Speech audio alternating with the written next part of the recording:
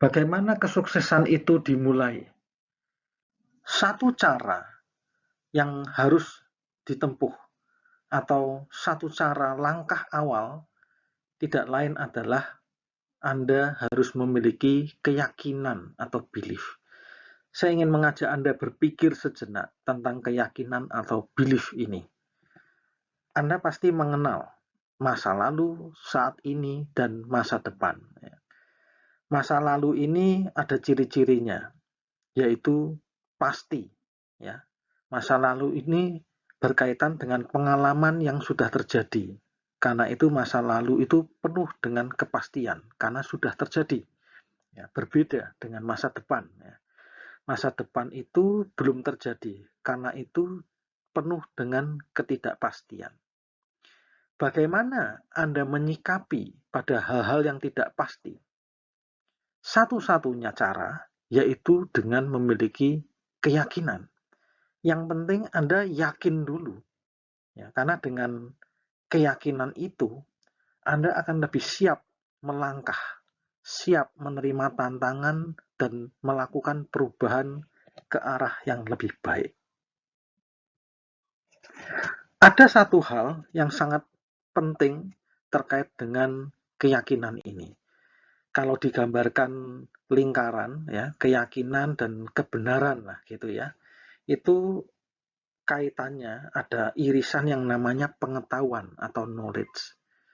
Pengetahuan penting tentang keyakinan. Anda harus memahami perbedaan dua macam keyakinan. Apa itu?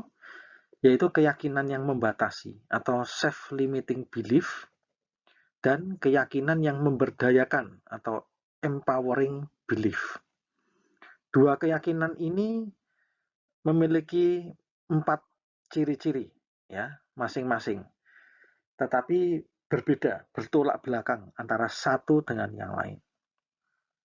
Kita ke keyakinan yang membatasi diri lebih dahulu. Ciri pertama adalah berorientasi pada masa lalu. Ya, melihatnya masa lalu, sesuatu yang sudah lewat itu menjadi patokan, menjadi kebiasaan dia, akhirnya menjadi zona nyaman. Ya. Karena itu keyakinan yang membatasi biasanya adalah orang yang susah berubah, karena dia hanya maunya yang lalu-lalu saja, tidak mau berpikir untuk ke depan. Ciri kedua adalah merasa korban dari keadaan. Dia merasa keadaan buruk itu membuat dia seperti sekarang ini. Ya, dia tidak berdaya dengan keadaan yang dia hadapi. Ciri ketiga adalah merasa terbatas dan biasanya banyak sekali alasan-alasan. Misalkan ingin bisnis, merasa nggak punya modal, merasa nggak punya relasi. Ingin sukses, tetapi tidak mau belajar, tidak mau berubah. Alasannya macam-macam, selalu ada banyak alasan. Itu membuat dia terjerat dan tidak bisa melakukan hal-hal baru. Yang keempat adalah merasa halangan itu menghambat.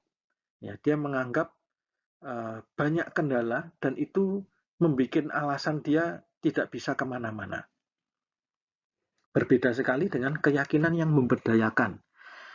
Pada keyakinan jenis ini, yang pertama berorientasi pada masa depan. Jadi dia bisa melihat kemungkinan-kemungkinan baru. Ya, itu yang membuat dia selalu terbuka, mau belajar, mau mendengarkan, mau mencoba dan berusaha. Ya. Ciri yang kedua, merasa bertanggung jawab untuk melakukan sesuatu dengan lebih baik. Jadi dia tidak menghabiskan energinya untuk meratapi diri, ya, mengalami keadaan buruk, meratapi diri menjadi korban, tapi bertanggung jawab untuk melakukan sesuatu yang beda, sesuatu yang baru, untuk yang lebih baik. Ciri ketiga, banyak alasan untuk meraih tujuan. Karena alasannya banyak, motivasinya banyak. Jadi dia sangat kuat karena memiliki motivasi yang bagus. Itu menjadi motor, daya penggerak dia untuk terus melangkah dan berusaha. Ciri keempat, merasa halangan itu kesempatan untuk belajar, untuk tumbuh dan berkembang. Jadi dia melihat kekurangan, masalah, itu problem solving, ya. Jadi itu kalau masalah dipelajari akan menemukan solusi, dan itulah yang namanya kemajuan yang akan membawa dia pada kesuksesan dalam hidupnya. Apakah sesulit itukah untuk memulai segala sesuatu? Apakah sesulit itu kita memiliki keyakinan yang mendukung kita untuk sukses? Tadi Anda sudah belajar mengenai perbedaan keyakinan yang membatasi dengan keyakinan yang memberdayakan. Apakah sulit kita mengubah diri kita dari keyakinan yang membatasi ke keyakinan yang memberdayakan? Kabar baiknya ternyata tidak sulit kalau kita tahu caranya. Ya, jika tidak tahu caranya, kita akan mengatakan hal itu sulit. Apa itu caranya? Cara memiliki keyakinan yang memberdayakan adalah pertama kali adalah mengubah pola pikir atau mindset Anda. Lalu setelah itu Anda melakukan pemrograman pikiran bawah sadar melalui hipnoterapi. Saya akan memberikan sebuah ilustrasi menarik tentang perubahan pola pikir. Ya. Diumpamakan seperti air. Ya, Anda tahu air. Air ini suatu energi atau power yang luar biasa. Tergantung Anda mau memanfaatkannya seperti apa.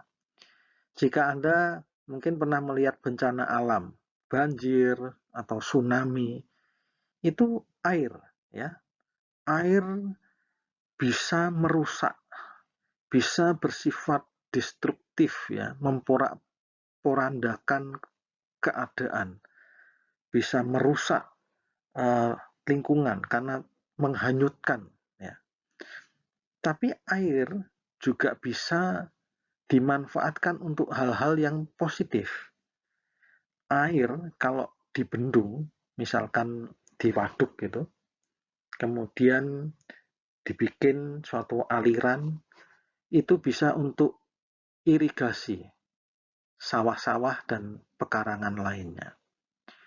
Air juga bisa dipakai untuk membangkit listrik, ya, sehingga bermanfaat bagi masyarakat. Demikian juga dengan keyakinan, ya. Keyakinan yang membatasi maupun keyakinan yang memberdayakan. Dua-duanya ini merupakan keyakinan yang sangat kuat. Semua jenis keyakinan itu kuat. Maksudnya begini, jika Anda yakin bahwa diri ini tidak bisa, tidak mampu, mau berusaha apapun pasti gagal, lalu Anda merasa yakin bahwa Anda tidak bisa, itu Anda benar. Anda benar-benar yakin tidak bisa. Benar, memang benar-benar Anda tidak akan mencapai apapun. Ya. Keyakinan yang kuat dan membatasi itu benar-benar akan membatasi diri Anda. Sebaliknya, jika Anda memiliki keyakinan yang memberdayakan, Anda melihat dunia ini begitu indah. Semua masalah bisa diatasi. Semua pekerjaan ada problem, ada hal-hal yang menghalangi, itu semua adalah tantangan, sarana belajar untuk lebih baik. Anda yakin bisa menjalani semuanya dengan lancar dan lebih baik. Ya. Anda benar-benar yakin, dan itu benar. Ya, keyakinan memberdayakan itu akan membantu Anda untuk melangkah lebih baik, dan Anda akhirnya bisa sukses dalam hidup Anda. Jadi, keyakinan itu sangat kuat. Tergantung kita mengaturnya, menyetelnya untuk apa. Ya. Pola pikir itu adalah menyetel keyakinan. Ya. Jadi, Anda harus paham dulu pola pikirnya mau ke arah mana. Setelah Anda paham bahwa hal ini bermanfaat dan Anda membutuhkan keyakinan yang memberdayakan, langkah selanjutnya adalah Anda lakukan pemrograman pikiran bawah sadar melalui hipnoterapi.